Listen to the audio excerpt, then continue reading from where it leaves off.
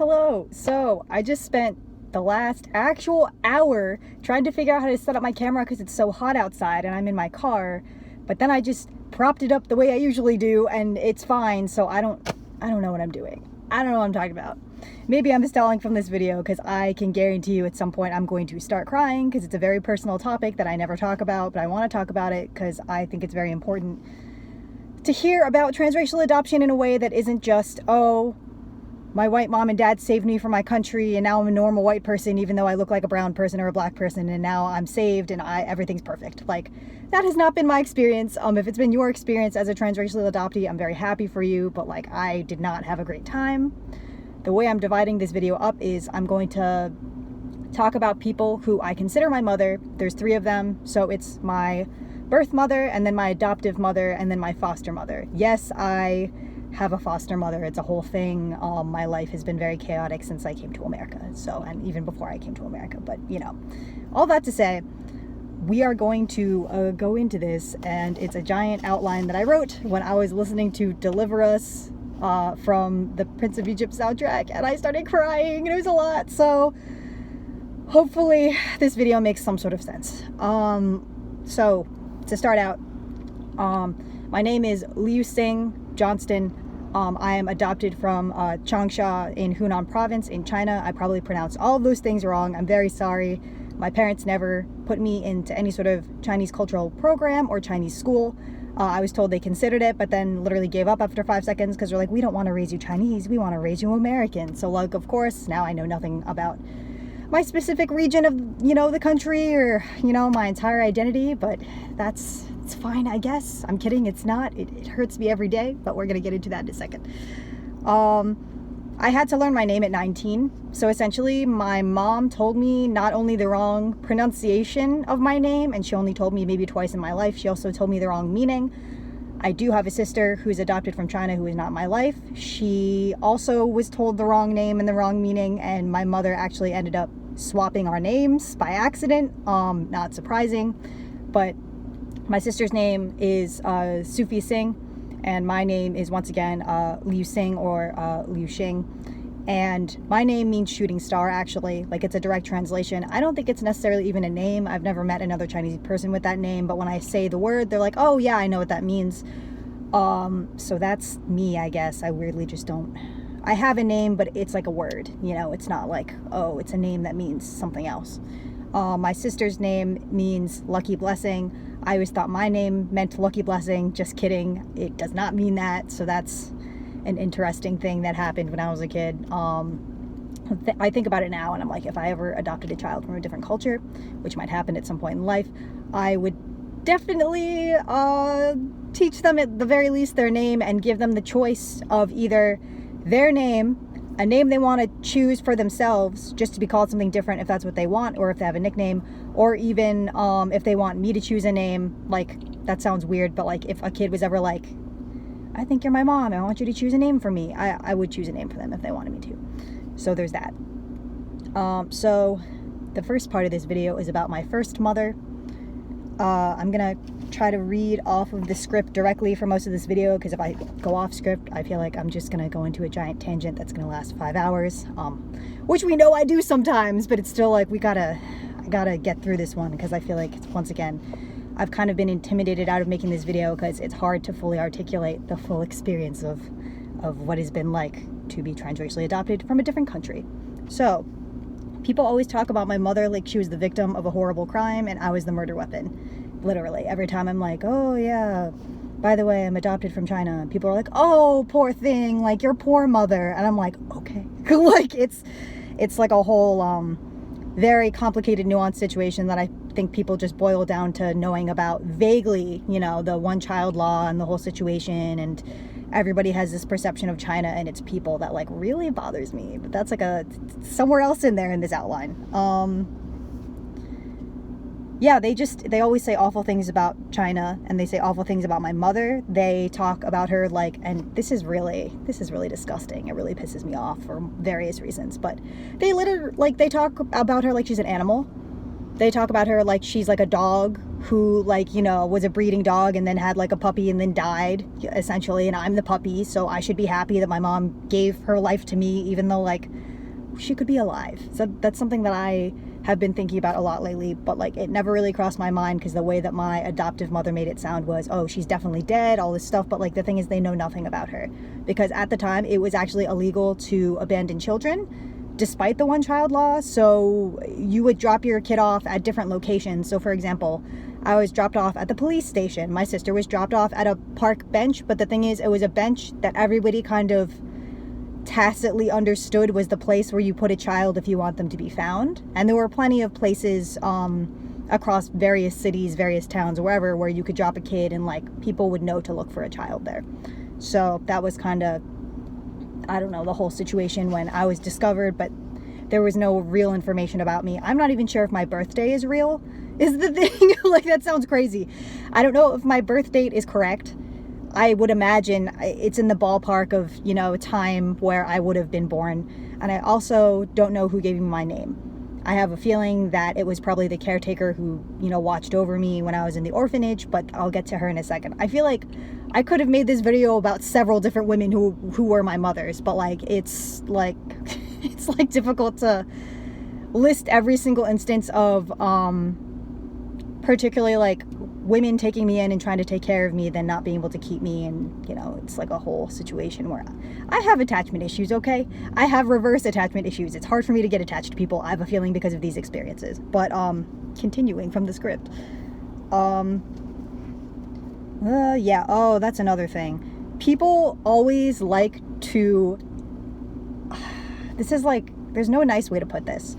People really, it like gives them a weird sort of like tragedy enjoyment, like it's a true crime thing, where they're like, oh, your mother could have been raped. What if she was raped? Like, she was definitely assaulted. Like, you definitely didn't have a father. Like, you weren't born out of like the love of two people. Like, you were born out of you know, something disgusting and terrible, and it's something you should always remember. Like, people say things to me like that all the time, especially old white people, and I just sit there like, so here's the thing, I have no idea, you have no idea, and that's not a possibility. Like, you're right, I think about it sometimes. It actually makes me very sad, and my main thing is I really hope I wasn't a source of pain for my mother. Obviously, aside from the whole childbirth situation, like, I really hope that it was just, I had a kid, I shouldn't have had a kid, I'm going to, you know, give birth to the kid, and then I'm gonna, you know, find a way to get a different life for the kid, versus I don't know, straight up like, oh yeah, she was raped, or she was abused, or she was like, you know, killed, or whatever else. Like, all this crazy stuff that people just like to say to me, like, point blank,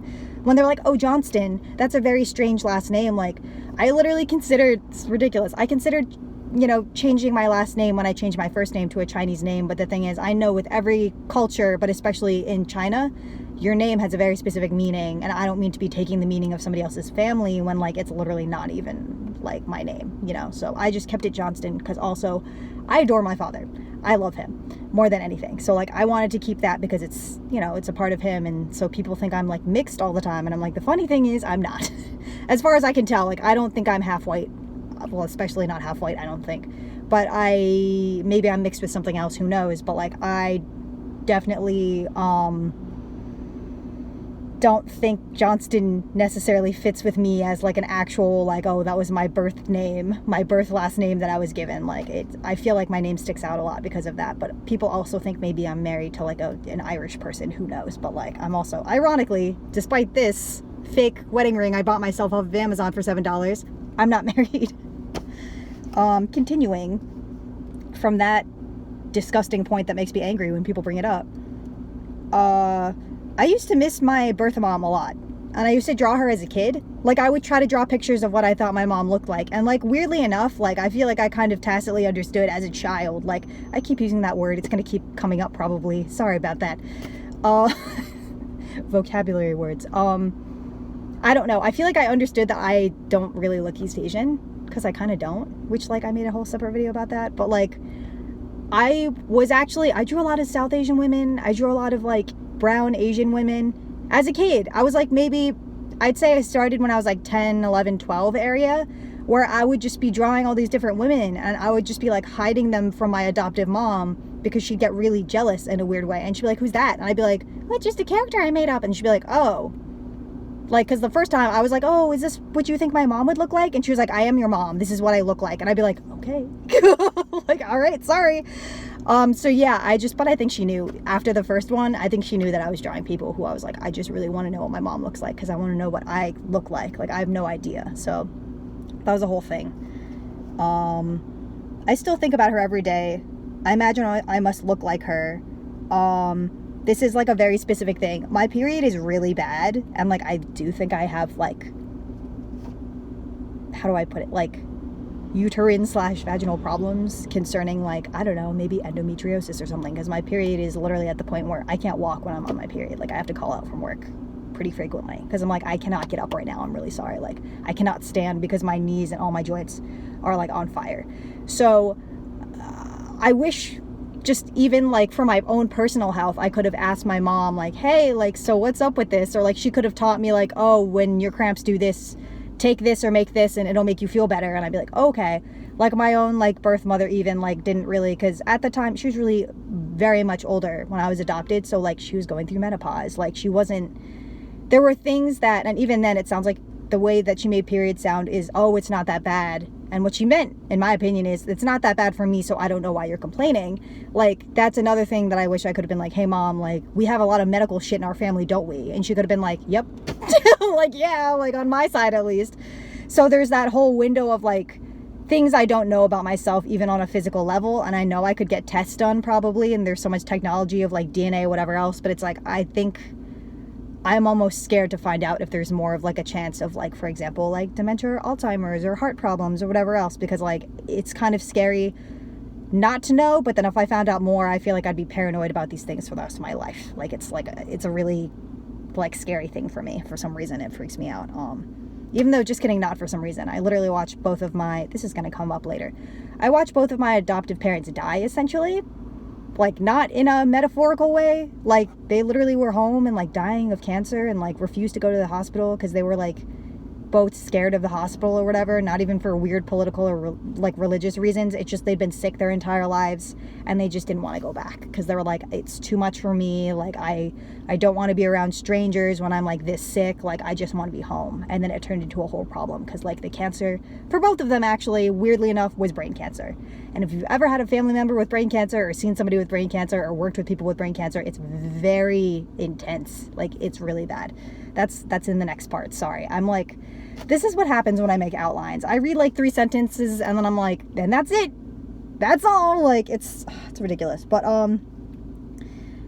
so yeah, I just hope I didn't hurt her too badly, like physically, mentally, or emotionally. Like, really. Like, my number one thing is I have a lot of personal guilt around my mother, which I know isn't realistic and maybe doesn't make a whole lot of sense, but it's like, I genuinely am like, did I hurt you? Like, did I ruin your life for the part of your life that I was in? And if I did, I hope that you either feel better or if you like passed away, that like you're able to move on to the next life. And like, I don't know, like have something different there waiting for you that isn't just giving birth and dying. Like and giving birth to me especially. Like, I have a lot of opinions and like personal bad feelings about myself because I feel like if somebody went through all this pain for me, like, I feel like I was not very worth it. But that's like, it's very mean to say, I know. It's like a very deep thing to say about yourself or whatever, about the fact that like, I don't know, maybe you feel like you weren't worth being born. But like, I'm so serious about the fact that like, I would rather have just the woman who was my mother not be in severe amounts of pain and experiencing depression and sadness because she had me and misses me or had me and wants to forget me, versus like her just not, you know, being pregnant at all. Like, that's a whole separate thing, but like, it's part of it. It really is. And I think about it all the time. It like makes me so sad. This is the part that here we're getting into it. If I were to ever meet my mother, I couldn't speak to her in her native language. I don't know if she'd recognize me. And I feel like I'm like, not the tears. I feel like I've been ruined by America. I feel like, unless I directly looked like her, like now, like the way she was when she was my age, like, I don't know if she'd know me.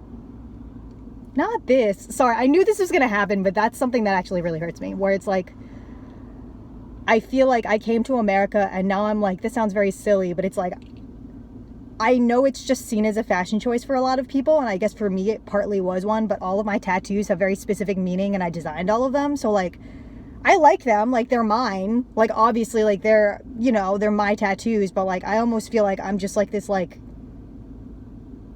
alternative fucked up looking thing that she gave birth to, and like I don't know, I'm very like gender non-conforming or whatever, and I guess it's just like I don't know if she'd recognize me as her child anymore, which is just like like it makes me very sad. But and like once again, like I think I said it in the beginning, but if I didn't, as you can probably tell from the 15 minutes this video has been going on, I do not feel very good about myself for multiple reasons, but especially because of the transracial adoption situation and like what I think I did to my mother, if that makes sense. Like I have no idea, but I can tell, like I feel like whatever weird psychic connection you have to your parents, like your birth parents, like I don't know, like even if you hate them, like I feel like you can still kind of like you're attached to them in a certain way, if that makes sense. Obviously I don't hate my birth mother, like I actually really love her a lot, like I think about her all the time. I don't even know her and I love her, and I'm like that's my mom, you know. I know a lot of people, I don't know why I said it like that, I know a lot of people think of their birth parents maybe as just like vague far away concepts that don't really exist, and like, oh, but that's not my real parents. I'm like, that's my real mom, dude. For me personally, that's my mom. Like that is my mother, and I can't imagine her rejecting me because of the person I've become in America, far away from like her and like everything that like I should probably know, like culturally. It just feels so bad. Like it feels really bad. It makes me really sad. But so, oh, this is the part where I'm also gonna cry. I did fit this in. It doesn't have to do with my mother, but it does have to do with circumstances of my adoption in China. The phenomena in the 90s where girls were being killed en masse in China is actually, it was a gendercide. So it was like a genocide directly related to people of a certain, like, you know, obviously it's birth sex, but like gender, where like so many girls were being killed. And so many girls were being found, you know, drowned or like, you know, just buried alive, like just all this crazy stuff. And I know I'm supposed to feel very far away from them, like similar to my mother, like, oh, but well, like they weren't lucky, but I was lucky. I was special. Like I'm a hero and they weren't. Like something was special about me, so God saved me. It's like that's how I was taught. That's not how I feel. I consider those girls my sisters. I do call them my sisters in my mind when I think of them. I have more in common with those girls who died than I do with anybody else who I meet in America who's like alive and like just walking around. I think about it all the time. I feel it all the time. I love them as if they were my family. And I know they were babies and they didn't have a chance to have a life, and I have a chance to have a life, or whatever way you want to put it. Like, but I really feel like a very severe survivor's guilt over the fact that like they died and I didn't. And that like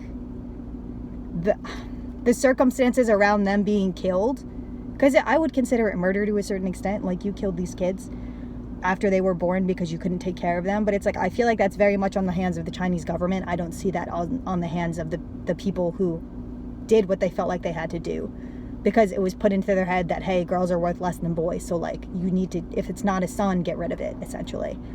So imagine me writing this down on a piece of paper, and then I'm also watching this scene in Prince of Egypt where they're killing all the babies. I cried. I was in Vancouver for the comics festival and I cried in public in the cafeteria. Like it was really bad. But so yeah, I don't know. I just feel like I don't feel chosen, if that makes sense. I'm not like, oh, God chose me and not them. I feel so cool. Like I don't feel that way. But I think a lot of people want me to feel that way, and they want me to feel so grateful and happy, and like they want me to be having a party every 5 seconds because I am alive, and I don't feel that way. I don't feel good. I'm gonna be honest, like this is so like, I know not a fun thing to say, but like I have a very difficult time being alive and living and functioning, knowing all these things and having all these experiences that I've had because I came to America, because I live an American lifestyle, because I feel like so out of it all the time, and because it's very clear to me, and it's made very clear to me, that I am a foreigner in this land, which I am. Like, all of us, unless you're like indigenous or arguably Black American, honestly, like, what are you doing in America, dude? What is going on? Like, but me especially, the fact that like I am first generation technically of my birth family probably to come to America, and I know I don't belong here. Like, I can feel it. Like, even when I eat food, like, even when I, try to get a haircut or wash my hair, like, the shampoo doesn't work right. The haircut is never right because people don't know how to deal with my hair texture. Like, it's very bizarre to be here and feel like, oh, I'm supposed to be an American, and not even knowing what that means. Because I'm not culturally very Chinese, but I'm not very culturally American either. Added to the fact that, here comes the part with my second mother where, like, she was very culturally Irish. Both of her parents were directly from Ireland, and she was born in the 1950s. So, like, she has a very specific perspective on being an Irish person living in America, not being an assimilated, like, Irish American person, but fully just being like, yeah, all these customs, all these values, all of even the food, the everything, like, it just feels weird and off. But we came here for a better life, so we should be happy. But it's like, so many people in my mom's family were clearly not happy here, but they didn't admit it, and eventually some of them did go back. But yeah, brings me to my second mother. I wrote it down. My adoptive mother is Irish American. So, like, American in the way that she grew up in America, but not American in the way that she was raised by an entire apartment block of Irish people that was her aunts and uncles and mom and dad and everybody who taught her Irish values. And, like, like, kind of spoke in Gaelic, and, like, everybody had a very specific Irish accent because she's from the west of Ireland. So, in, like, a very rural area. So it doesn't sound like the nice, clean Dublin accent that sounds like, light. It's very heavy, and it's like just so specific it's hard to describe. So that's her. She was about 40 when I was adopted. I don't think she wanted to be a mom so much as she wanted credit for putting up with such a different child from a foreign country. Gotta be honest, like, apparently my sister was the easy baby and, like, the nice baby and the smiley baby, and I was the screaming, crying, panic attack baby, literally, because, fun fact, normally in the orphanages in China, there's a rotation of caretakers. So maybe, like, I would say maybe it sounds like 4 or 5 ladies a day who would go around to each kid in each crib and, like, hold them and feed them and whatever else. I had one. So I had one person taking care of me, and I thought she was my mom because I was actually really old in comparison, when I was adopted. So I was 1 year old, and I imprinted on her as, like, a little baby being like, oh, you're my mom, right? Like, you're feeding me, you're taking care of me, you're speaking to me, whatever else, like, you are my mom. And then I got adopted, and all I did was scream and cry and be weird and not eat and be, like, just a bad baby, not like the rapper, but like an actual, like, oh, you're like an ill-tempered child, so, like, like, what's wrong with you? And my mom would never let me forget it. Like, even as a kid, she'd be like, yeah, you would scream and cry, and, like, at one point I started crying in China because I was holding you. You wouldn't stop crying, but you loved your dad, and you'd stop crying for him. And, like, you seemed to like everybody else but me, and I took it really personally. And I was like, okay, I'm sorry. Like, I was a baby. Like, I'm really, like, I apologize for it. Sorry I made your life hard for a while. And, like, I don't know, continuing through the years, didn't really see you as my mom. But, like, I don't know what to tell you. Like, I was just raised by somebody different. And, like, essentially, and I remembered her, and, like, I think I don't remember her face because I was so young, but I feel like I vaguely just remember her being around. So, like, that was, like, a whole thing with my behavioral issues with, I don't know, everything. Like, even this is a whole thing that I don't really like going into, because I know right now on the internet everyone likes to sit there and be like, guys, I'm autistic, I'm neurodivergent, look at me go, and, like, make TikToks about it and shit. But, like, genuinely, as a kid, and even now, there are certain things that I'm like, oh, I have really poor social cues. Oh, I, like, have eye contact issues. Textures freak me out. I feel like I'm always missing something. Like, there's always something going on, and I've done a really concentrated effort of trying to be normal and trying to, like, literally coach myself into, like, not freaking out at loud noises and, like, being around people and not just, like, ranting about one thing I want to talk about for 50 years while everybody just stands there. And I don't know. There's a lot of things that I'm just like, if I'm having, let me put it this way, if I've had a social interaction with you in person, just know that it was very difficult for me, and I was hiding how difficult it was for me the entire time.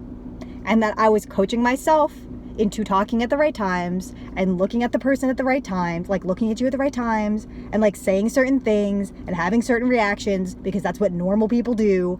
And like I do that every single time I interact with people, and it sounds like so weird, and it's because it's like so hard for me. And I think I really should have gone to a doctor and gotten help as a kid. Like I really should have, but my parents were a little too proud to help me in that way, because they're like, no, like I bought you from your country, like you better be normal. You're not even like, you know, you're not the color I wanted, maybe. You're not the, you know, you're not as cute as your sister. You don't look as Chinese as your sister, but like, if you know, you want to stay with us, you have to be good. So every time I'd be like getting shown off to friends or family or whatever, like I would have to perform and I would have to say certain things, do certain things. My mom liked to get me to sing Irish songs for other people in my family and like, I don't know, interact in a certain way that like my sister could interact. I just couldn't do it. I would just start screaming and I would run away. Like literally, like it sounds funny, but like it was a real problem when I was a kid. Like I just could not speak the way I should. And I think I started talking a little late. And like part of it was because like this is also another thing that I wrote down in the outline that I'm probably going to read at some point. And be like, yeah, I just said that as per usual. My first words were Chinese. My first words were Baba. And like, I know now that means, you know, daddy. It's like a nickname, you know, like father in Chinese. And my mom, in all of her wonder, was like, yeah, so like you said Baba because you loved your bottle. Like you were so starving. Like you never ate anything. Like the Chinese people weren't feeding you, but then I fed you and you loved it so much you said Baba. And I was just like, okay. And like, now that I'm an adult and I found that out, I'm just like, God damn it. Like, what is wrong with my mom? Like, and it's not something that I was like, it didn't even feel good when I was a kid, obviously. I wasn't like, oh, like, yay, I was a starving Asian child. Like, no, I was just like, oh my God, like, why weren't they feeding me? Like, I thought, like, didn't they love me? Like, I was just like, I was such a sad kid. And then people would act like they didn't know why. And I was like, because maybe my mom specifically, my dad sometimes, but mostly my mom was a little too honest to me about the circumstances of my adoption and my past. So I would get so upset because I'd be like, oh my God, like, where's my mom? Like, what happened to her? Like, oh my God, like, I was abandoned. Like, why did they get rid of me? Like, didn't they love me? Like, I don't know. It was just like a whole thing.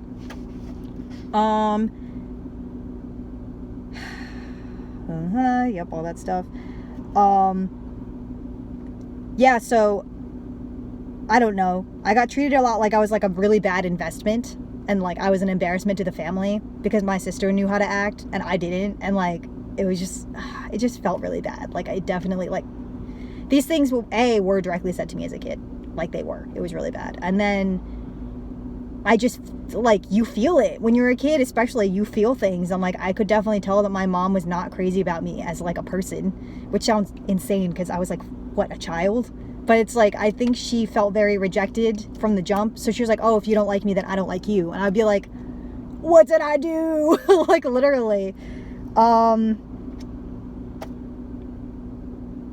This is another thing. She would constantly threaten to send me back to China, like literally not as a joke. Like I would do something, like for example, I would like be jumping around or I'd be being weird, whatever, and like I would spill something on the rug and she'd be like, I'm sending you back to China for that. Like this is the last time you disappointed me. Like literally. And I would be like, cause she wouldn't say it as like, haha. She'd be like, yeah, like if you keep pouting and you keep like misbehaving or whatever and like not doing the tricks I want you to do, like I'm sending you back. And she would make it very clear to me that, like, by the way, I'm sending you back and you have no one there who cares about you and nobody there who knows you, so you would just be there alone. How does that feel? And I'd be like, like, I obviously, this is like fucking psychotic. Sometimes this is like weirdly embarrassing, but it happened. As a kid, as like a 4-year-old, if my mom wasn't paying enough attention to me, and she was paying more attention to my sister, or she was just sitting upstairs reading like she usually would be, she'd like lock herself in her room and like just read and do whatever she wanted for like hours on end, which like, okay, real, I get it, but like when you have 2 small children, like you probably shouldn't do that. But I would not be getting paid attention to and it would make me upset. So what would happen is I would think really hard about literally having to go back to China on a plane by myself and just getting dropped off and having nobody there and not knowing anybody, and I would make myself cry so that she'd pay attention to me. That's like crazy sounding, because it kind of is. Like, I literally would do that. I would like sit there and be like, oh, well, like, she's gonna pay attention to me if I start like screaming and crying, and like, but the tears have to be real, because if they're not real, she's gonna know and she's gonna punish me. This is like crazy. Like, literally, it's like, what was my childhood? Who knows? My mom brought me up very Irish. She gave me like one or two basic like China 101, like Discover Kids books, but like she would never really immerse me in Chinese culture or teach me anything relevant that would actually be helpful later in life in regards to being a Chinese person. Like, there was never even a moment where she's like, oh, let's go to a like Asian market, like let's do this, let's do that. Like, she literally would get like Chinese food from like the local restaurant, call it home cooking, start laughing, and then just be like, who wants an egg roll? And I'd be like, bitch, what is going on? Like, I did like, I don't know, like, what was my childhood? It was not very fun. So yeah, no, she like literally told me, like, she convinced me, and I still fully am kind of like, when I tell people I'm culturally Irish, they laugh at me, but like very genuinely, like, she brought me up as if I was in an Irish household. Like, and it's hard to describe the specific nuances, but like, it was very like particular, and like there's so many things that like I'm gonna go into another video with like the religious aspect of my adoption in my life, but like, cause it was very intense. But like, she would be like, okay, like, we're gonna literally get on a plane and go to Ireland. I'm gonna teach you all these Irish words. You're gonna know every single word and like lyric to Irish, you know, folk songs, and I'm gonna talk to you about my culture and the way that my family went through the Irish famine, which essentially, honestly, like, that's once again, I'm gonna make a separate video about it, but it's like that Irish famine, like the Great Famine, honestly was like, it was a genocide, and nobody talks about it. It's really bad. But because they're like, oh, it was, but it's over now, so it's fine. It's like, no, it's not. Like, it really economically affected Ireland for so many years after, and like so many people died when they didn't have to. Like, it was just a whole thing. So like, she taught me about all that stuff when I was a kid, and I'd be like, okay, but like, nothing about Chinese culture. So I essentially know less than nothing except a few folk tales and a few like about the like goddesses in China, but like, that's it. Like, I have no idea.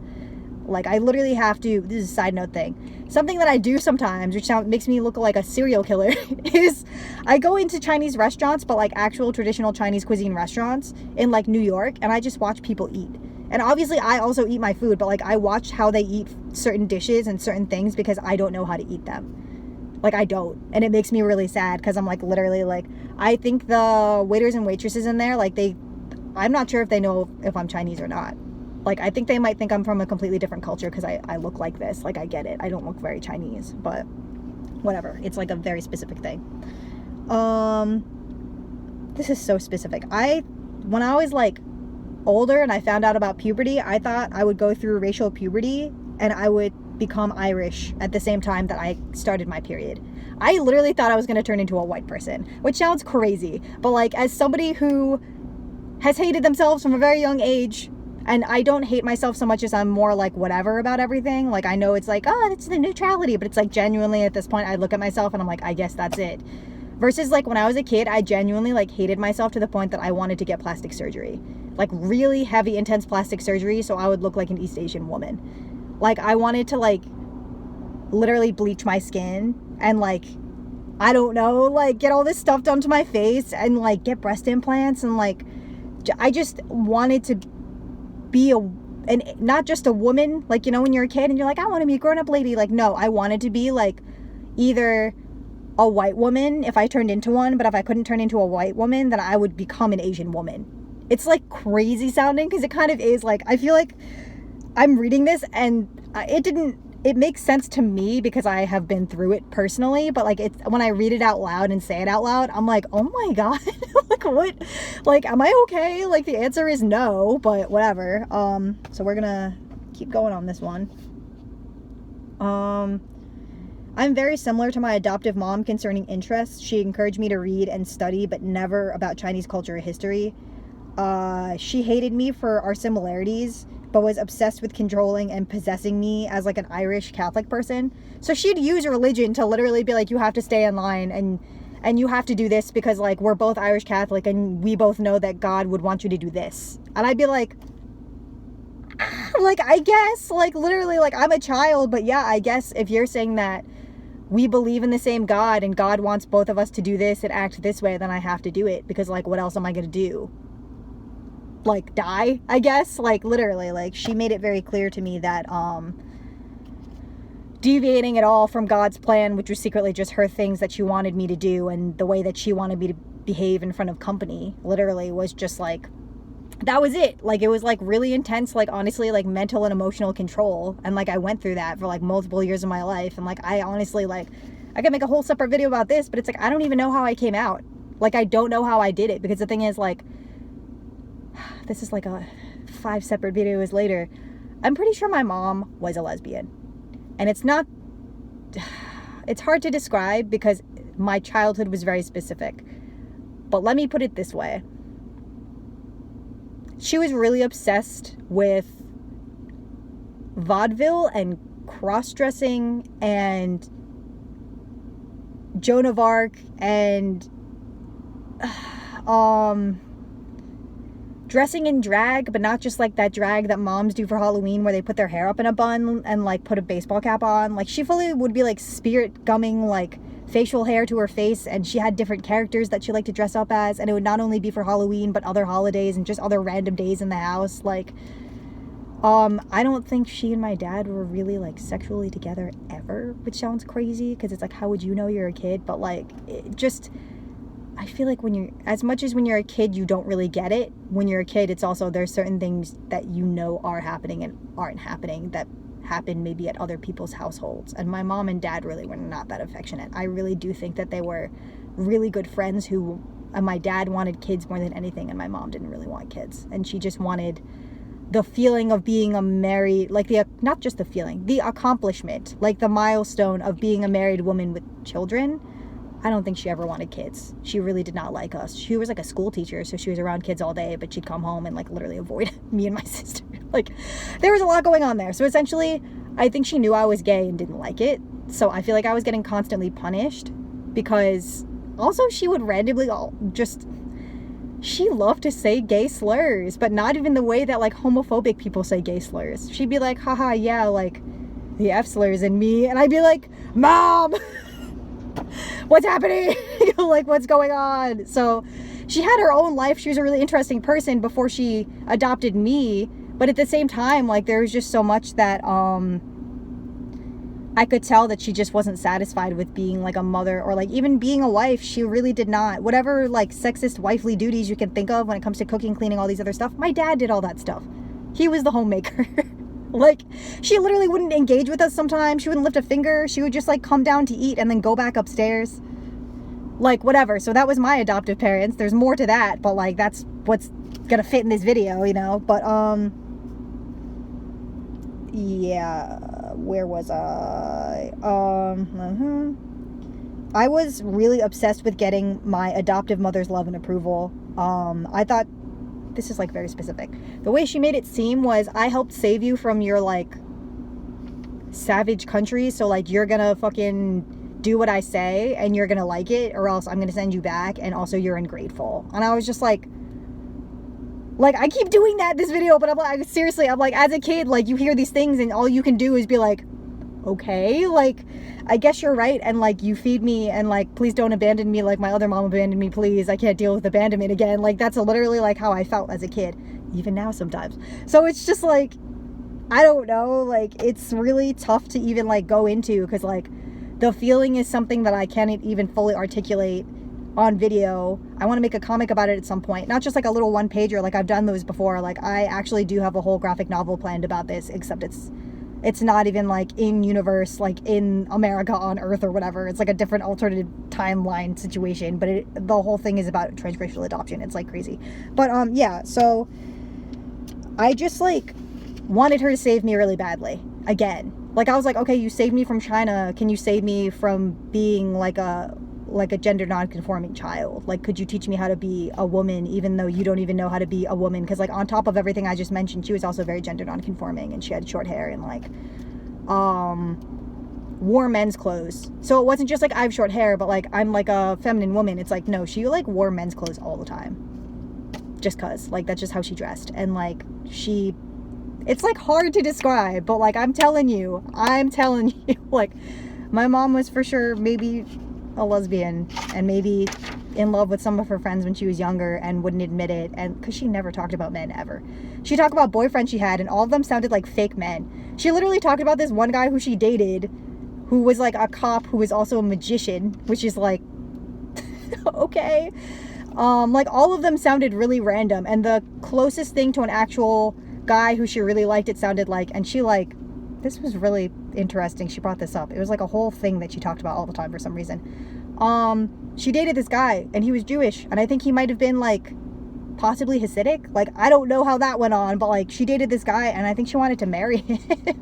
She was literally like, we almost got married, we were this close, but the thing is, like, I think we both understood that our families would not approve of each other, so we broke up. And I was like, Mom, what? Like, that's crazy. And also maybe other things, including the fact that she would brag about the fact that, like, she never had sex before my dad, but then even then, I'd be like, you had sex with Dad? And she'd be like, who knows if I had sex with your father? Like, I'd be like, Mom! Like, what is going on? Like, why are you so obsessed with all your, like, women friends in a very specific way? And, like, they're all, it's so funny. She was friends with a lot of very specific feminine women, and they'd be going out to like get their nails done, and they'd be doing all these like feminine activities or whatever, and she just would tag along, and she'd be like, I'll just sit in the waiting room.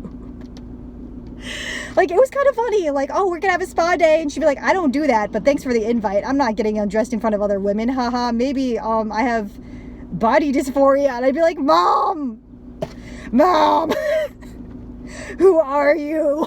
Like, I wish I could have talked to her more about it when I was older, but like, she had very specifically, she did have dementia very early in her life, so there are things I couldn't talk to her about. And then on top of that, like, she would tell me things about her being a gender non-conforming child, and I never knew she was. Like, she never brought that up when she was like mentally like in it. And then when she like got a little sicker, she was like, yeah, haha, like I had short hair and everybody thought my mom had a son, haha. I was like a theater tech in school and nobody wanted to be friends with me, so I spent every lunch period reading in the library. I love like the Once and Future King. I actually wanted to be like a king or a knight when I grew up. Like, all these things were like, she'd be like, oh, I love high fantasy, I'm obsessed with it, but I would like to be one of the guy characters. I don't want to be a girl character. Like, I love guy characters. Like, I want to be Sherlock Holmes, like, literally. And I'd be like, I don't know. I have a lot of feelings about that. That's a whole separate video. But yeah, so that's my mom. My little adoptive mom who, like, hated me for various reasons. So that was interesting. Maybe don't adopt a child if you don't want a child. Like, maybe don't adopt a kid who's Asian if you don't want an Asian kid. Like, maybe don't make racist Asian jokes at your kids every 5 seconds. Who like actually get upset, and then you want to sit there and be like, I don't know why you're upset, we're all a family. And I'd be like, okay, but you're not Asian, baby, like leave me alone. Like, oh my god, I just want you to like respect me as like a human being. Like, stop it, Jesus. Oh, okay, that's a lot. I wrote, I was sure my race was just an obstacle to escape from. It stood between me and being the true child of my adoptive mother. That is how I felt. And it really hurt me a lot as a kid, and like it gave me a crisis, and like whatever, it's fine, but also I think about it still all the time, and I'm like, oh my god. Oh, this is a whole separate thing. When I was about 11 or 12, I asked my mom why she didn't adopt an American baby, and she told me it was because she never wanted my mother to find me and to take me away. So once again, the jealousy thing of her being like, you're my child, nobody else's child. But like, she said that to me, and it felt like a big slap in the face, because I was like, what if I want my mom to find me?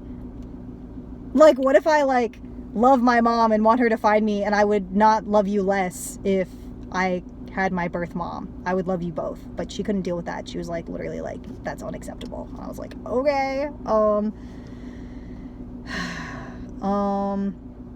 Yeah, my mom would always give me books about Asian adoptees, like transracial adoptees, and books about, like, animals who were, like, it was, like, a whole allegory about, like, A Mother for Choco is one I can think of, where it's, like, this little bird, I think, who... I think it's the bird. The bird can't find his mom, and he's like miserable and sad, and he tries to like get adopted by all these other families, and then none of the families want him because they're like, you're not, you know, like, we're a family of snakes, we don't want you. Like, we're a family of bunnies, you couldn't live in our, like, you know, warren with us, so we don't want you. Like, things like that. And then the bird ends up finding like an adoptive mother who's like a big bear, which is really cute, but like she adopted all these other types of animals, and they're like a big blended family, and they're really cute. So those books are cute, but it was also like, why can't you give me Chinese culture books and talk to me about, like, you know, like my actual fucking family? every time there was a goddess or a beautiful woman with black hair in a book, I thought she was my birth mother. Literally, like, my mom would pull out fairy tales, and I'd be like, is she my mom? And my mom would be like, I'm your mom. And I'd be like, okay, never mind. Like, it was like a whole thing. Yeah, I don't know. My mom just got really, like, mad at me every time I tried to be like, I, like, really wish I could know my birth mother. And she was like, okay, well, like, aren't I enough for you? And I'd be like, A, you don't really parent me, but I'm not going to say that to you because I don't want to literally get hit. And then B, like, I love you for what you are. You're my American mother. We're very similar. We have similar interests. And also, like, maybe we're both lesbians. But, like, honestly, like, it's also, there's a place in my heart for my birth mother that can never be filled by anybody else but her. You know, like, it's how it is, you know. That's how I feel.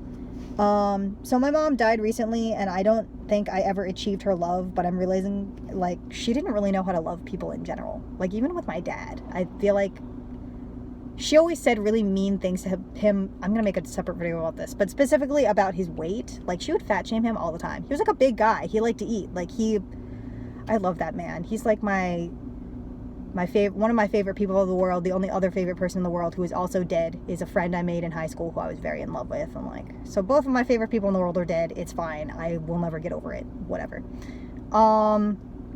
But she would always make fun of him, and she'd be like, yeah, you're not handsome. Like, you're ugly. You're like an ugly little dude, but like, we got married because like, you're rich. And like, he'd be like, haha. Like, he was just like, haha, okay. And she'd be like, no, I'm serious. And he'd be like, I know. I made dinner.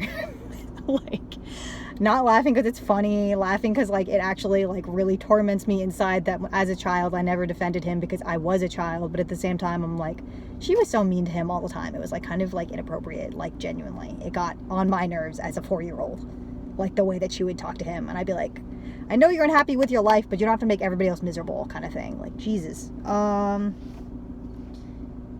Yeah, so I don't think my mom knew how to love without conditions. She only knew how to be in debt or how to be the collector. So essentially, I feel like I have this structure or pattern in my life where when I'm, like, loving people or even when I'm, like, friends with people or whatever else, I feel like I owe them something, which is, like, oh, like, the whole, like, fucking whatever thing of, like, oh, you don't owe anything to anyone. It's, like, it's true to a certain extent. I do think that, but at the same time, I don't know. It's, like, I feel like I always owe somebody something because they care about me, because why would you care about me?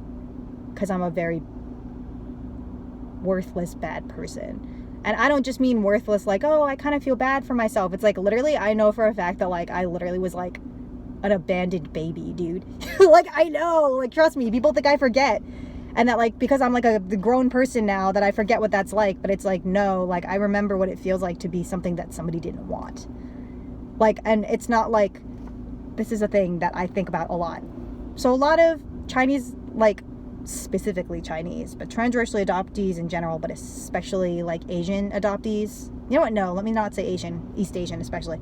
Let me say Chinese adoptees have been fed this narrative by their parents that they, you know, gobble up. That's, oh, like, you could be like a lost empress, you could be like a princess, like your family, like, loved you so much and you were so precious that to give you up to us so you could live in America to be safe. But then once the time comes, they're gonna come and find you and rescue you, and, like, you're gonna go back to being a princess. Like, it was really interesting because it came up when I was in conversation with somebody else who was, like, Vietnamese, not adopted, but just, like, a regular old dude who's, like, family's from Vietnam, and, like, he's American, but not American, but is American.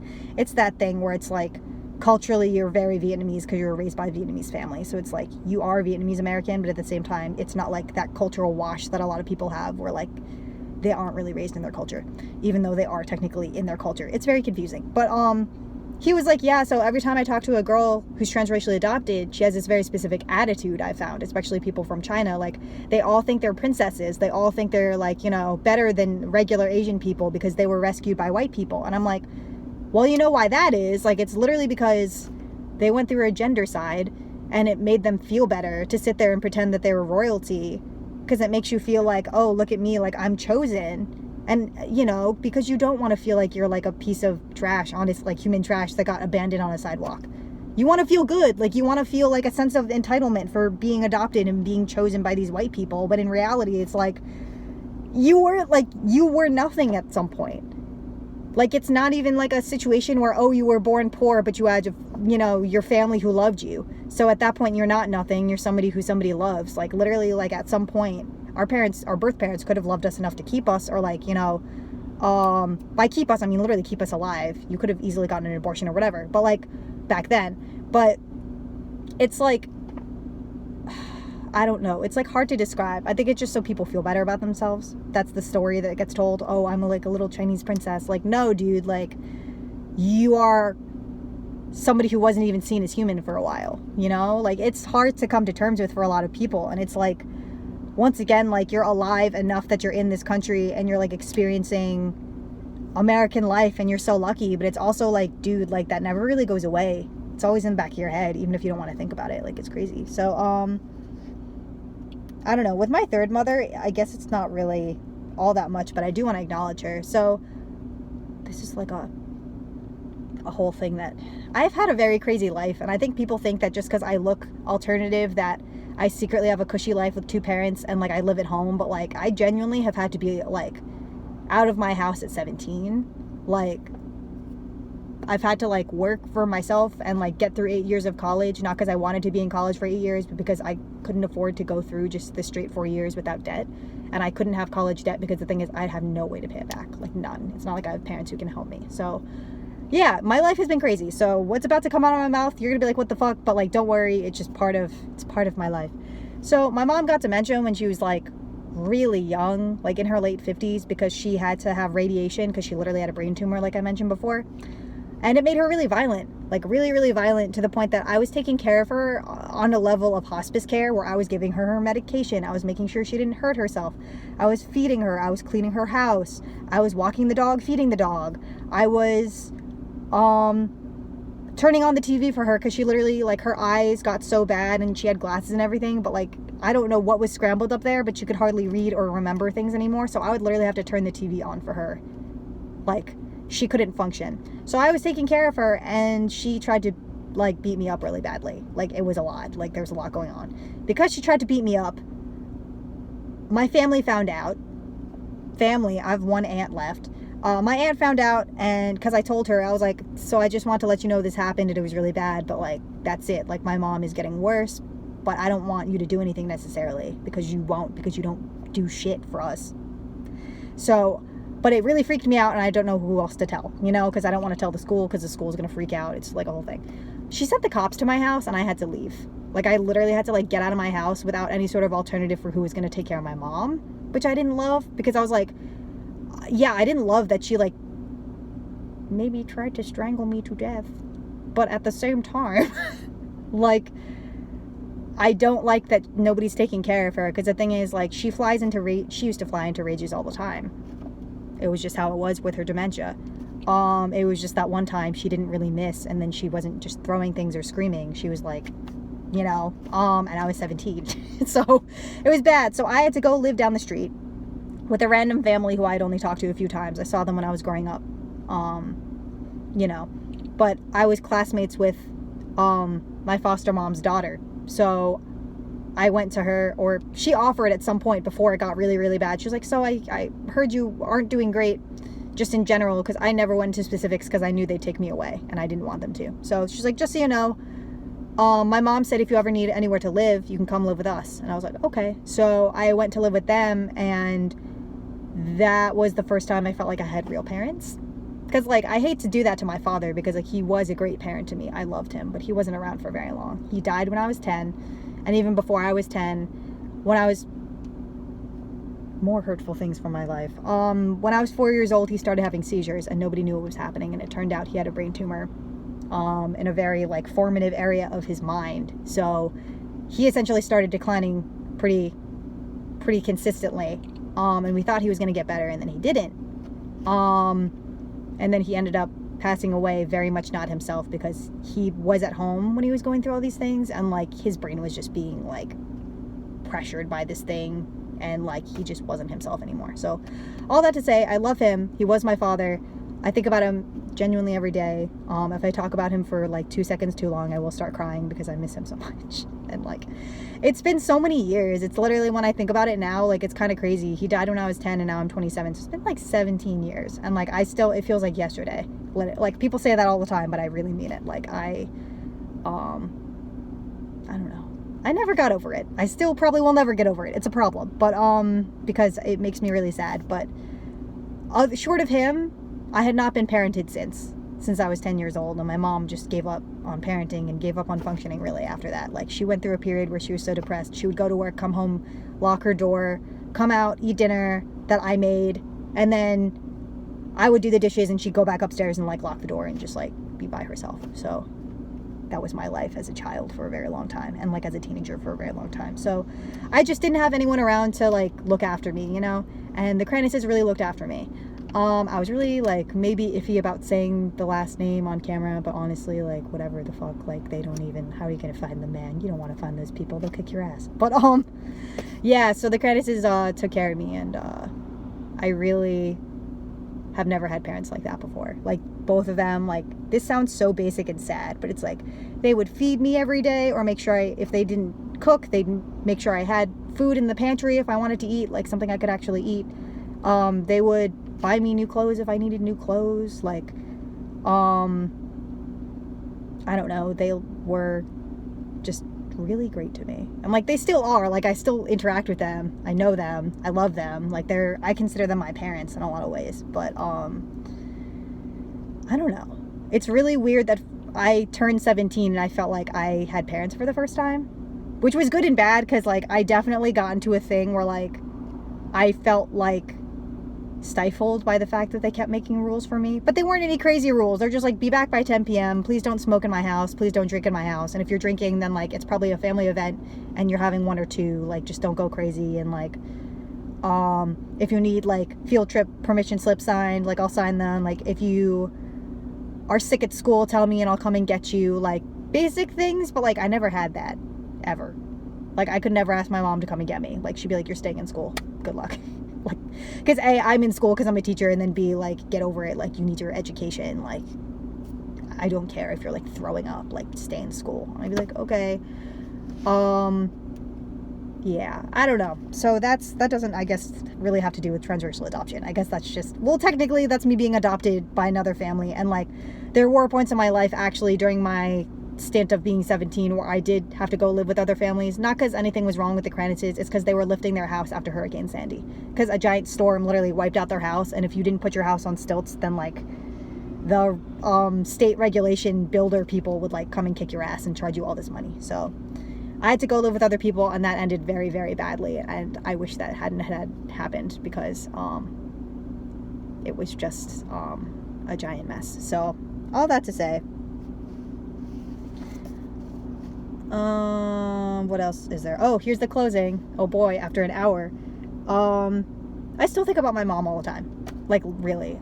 Sometimes this sounds like, it's very sad, because like, I don't like looking at my body because of dysphoria reasons. It really freaks me out a lot sometimes. It's really not good. But like, sometimes I wonder if I look like my mom, and I feel like I do. And if I don't, I wonder who I look like. But I feel like I know in like the back of my brain somehow that like, I definitely look like exactly like my mom. Just a guess. Yeah, my stomach is not compatible with American food. Like, it's so much wheat and dairy, and ironically, like, from what I've heard from other Asian people, we cannot handle wheat and dairy the same way that European people can handle wheat and dairy. Like, it's crazy. I still drink and eat dairy all the time, but it definitely hurts me. I don't know if there's like proof of this. This is something that I just think about. It's like very specific, but like, I don't know if being Chinese somehow contributes to my dyslexia and difficulty with the Roman alphabet. I do have really bad dyslexia, but at the same time, like, I feel like when I see Chinese characters, obviously I don't know what they mean because I don't know how to read Chinese characters, but I feel like they make more like visual sense to me than like the Roman alphabet. It's really weird.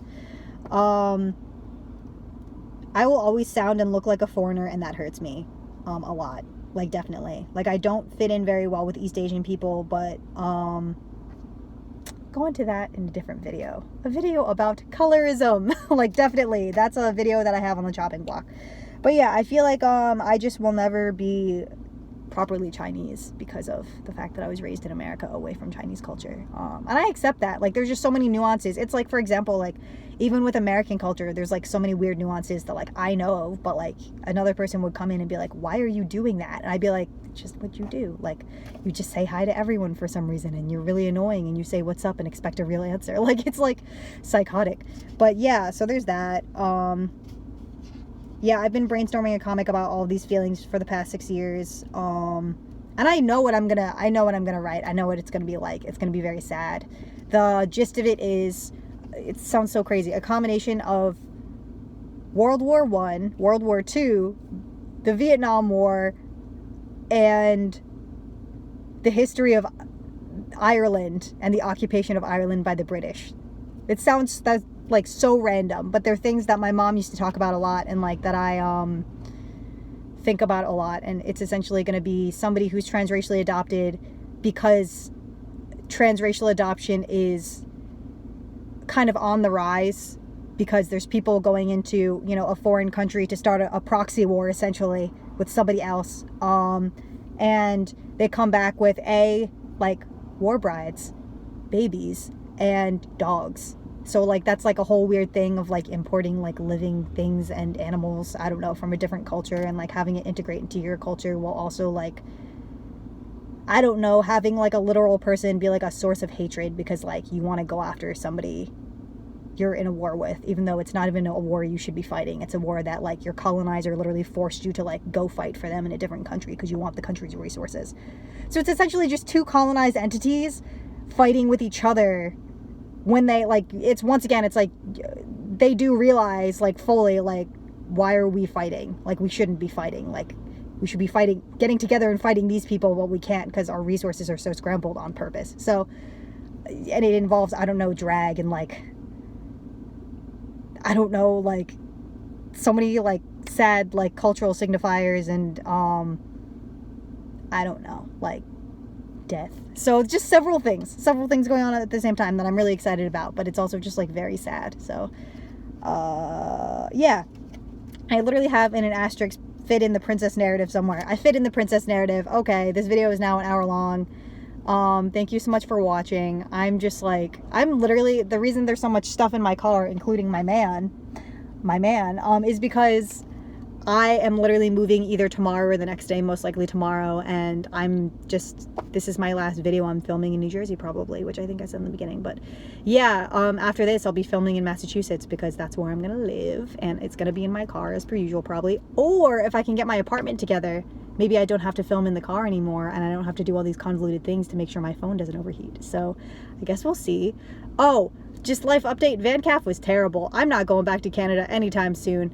Canadians are on my new no-fly list, no-fly zone. We hate Canada. We hate white Canadians. I'm really sorry. Although Canadians I met were actually very, very rude, but more rude than I expected completely, because I thought Americans were supposed to be the rude ones, but